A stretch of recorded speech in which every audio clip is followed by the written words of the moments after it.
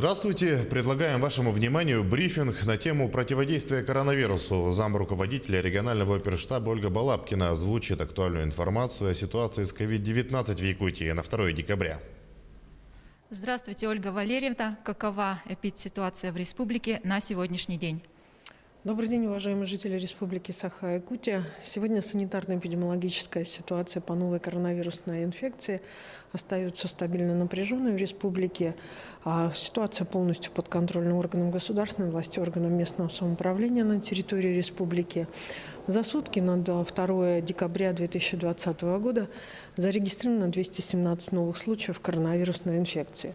Из них 115 случаев приходится на столицу нашей республики, город Якутск, и большое количество случаев сегодня отмечается, также продолжает отмечаться в ряде наших промышленных районов, таких как Мирнинский, Нерюнгринский и Алданский, на что обращено внимание как и непосредственно руководители оперативных штабов, которые сегодня обращаются к гражданам на необходимость соблюдения мер санитарно-эпидемиологических, которые установлены и уже являются обязательными Роспотребнадзором, так и тех ограничений, которые установлены главой Республики Саха-Якутия.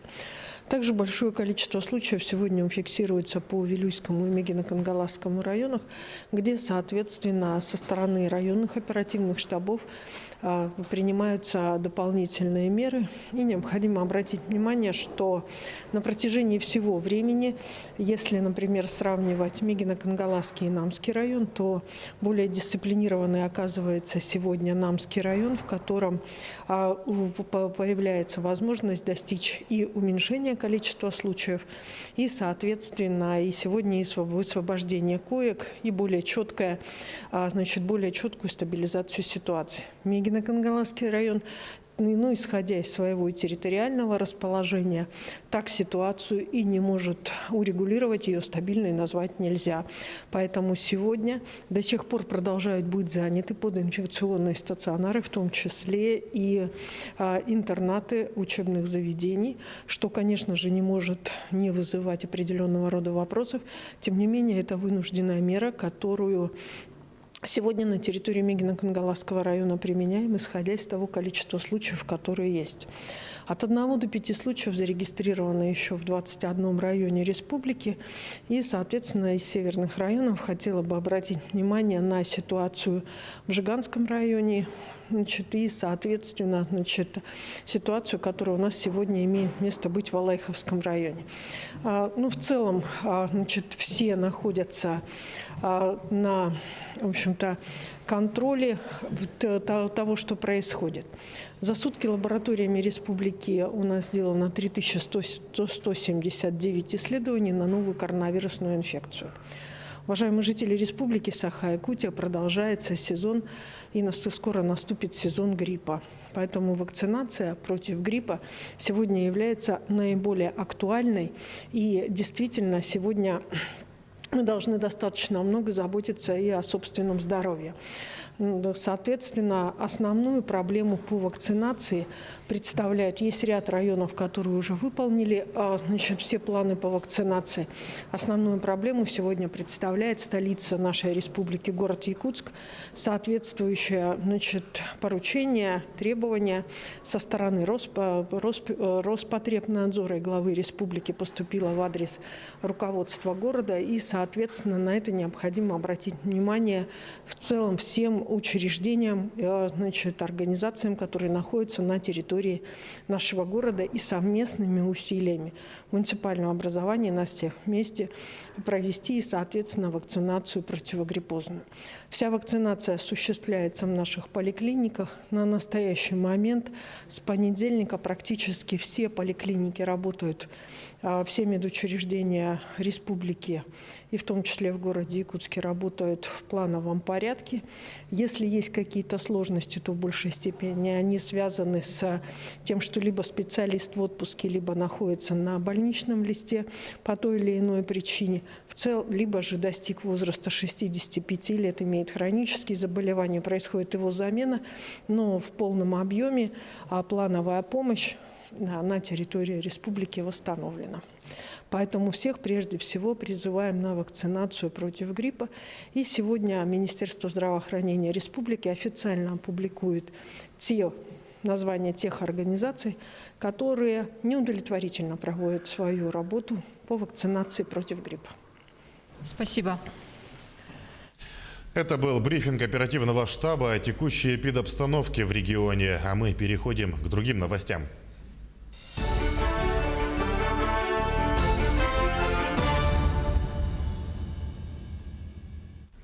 При обрушении породы на руднике в Усть-Майском районе погиб один человек. По информации пресс-службы регионального МЧС, в очистном заборе рудника «Дуэт» в поселке Югоренок обрушились 4 кубических метров скального грунта. Тело погибшего извлечено на поверхность. По факту гибели проходчика шахты Следственный комитет проводит процессуальную проверку. К месту вызова оперативно были направлены силы и средства военизированного горно-спасательного взвода Нерюнгринского филиала военизированной горно-спасательной части. Установлено, что при проведении работ по добыче руды произошло обрушение породы скального грунта объемом 4 кубических метра. К сожалению, в результате несчастного случая погиб один работник предприятия. Работа рудника не приостановлена. На выплаты за борьбу с COVID-19 в России установили повышающие коэффициенты. Постановление об этом подписал премьер правительства Михаил Мишустин. Отмечается, что коэффициенты применяются к доплатам медикам, соцработникам, силовикам и иным гражданам, которые оказывают помощь в борьбе с коронавирусной инфекцией на 27 территориях. Коэффициент составляет от 0,3 до единицы. В Якутии этот коэффициент составляет 0,8. Отопительный сезон в Алекминском районе находится под пристальным вниманием властей, причем не только муниципальных, но и республиканских.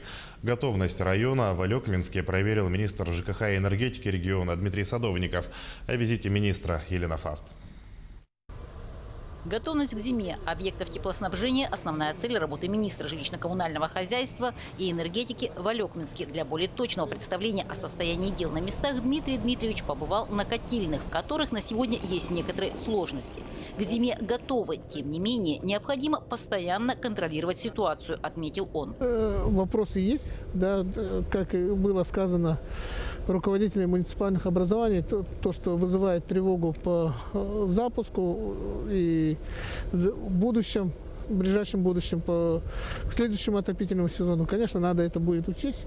Экогруппа у нас постоянно со стороны надзорных органов, со стороны нашего министерства, властей Алекминского района, они определенную, конечно, нам тревогу вызывают. И надо будет думать, как нам выйти и либо помочь предприятию, либо как-то такую найти общий язык, чтобы схему теплоснабжения возможно поменять здесь.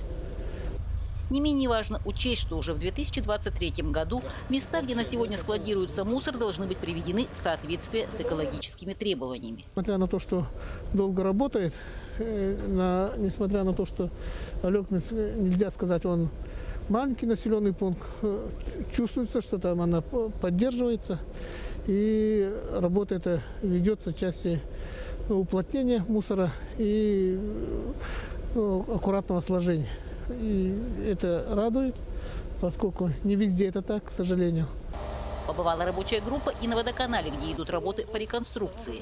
В целом, выполнение объемов значительно. Тем не менее, стоит учесть, что срок завершения первого этапа уже близок. Добились того, что вторая очередь реконструкции водочистной станции города Алекминска будет продолжена.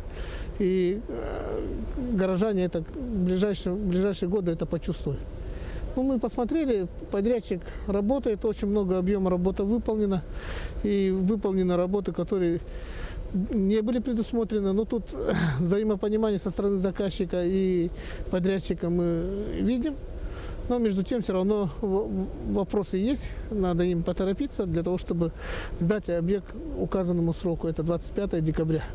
Елена Фаст, Максим Копылов, Алекминск. Отцам, попавшим в трудную жизненную ситуацию и воспитывающим детей в одиночку, будут помогать. В России запустили новую программу «Ты не один». Адресная помощь оказывается мужчинам, которые в силу своей нетрудоспособности не могут финансово обеспечить свою семью, самостоятельно воспитывают несовершеннолетних детей или семьям, потерявшим мать.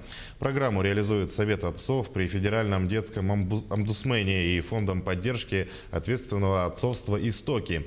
Заявку можно заполнить на их сайте. Помощь в оплате бытовых нужд, транспортных и коммунальных расходов, а также финансовая помощь для лечения детей в санаториях и подготовки к школе. Вот перечень основных видов оказываемой помощи. А главная задача программы – сохранение целостности семьи. Мы хотим все-таки помогать тем, кто реально сам что-то делает. Это очень важный такой критерий в нашей помощи.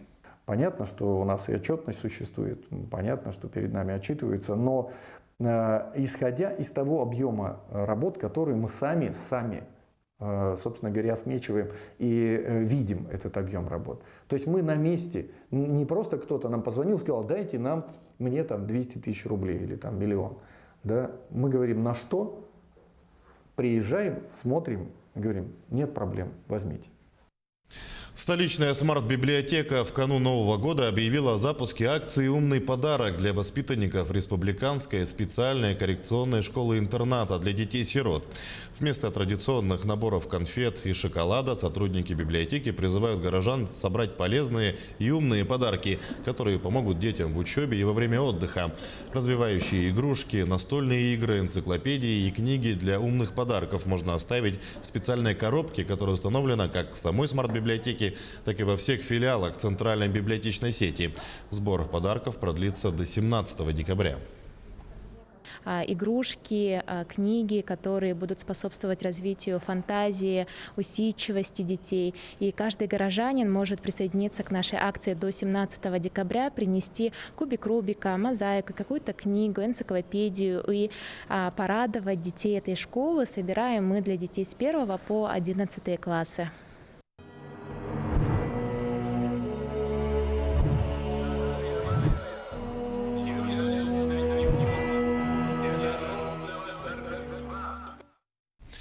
Проект молодого научного сотрудника Чурапчинского музея истории и этнографии Ольги Едреевой выиграл грант на сумму 1 миллион рублей.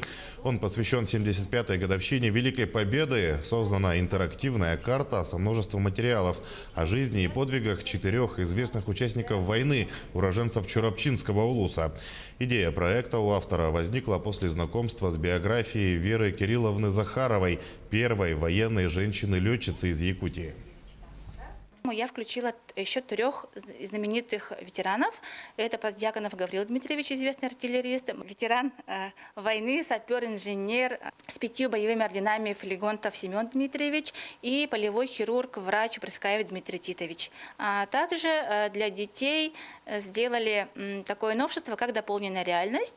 То есть мы, стоя на одной точке здесь, в этой реальности, можем увидеть себя в виртуальной реальности рядом с нашими ветеранами. Особенное семейство стерхов. Фильм под таким названием китайских документалистов в скором времени покажут и в Якутии.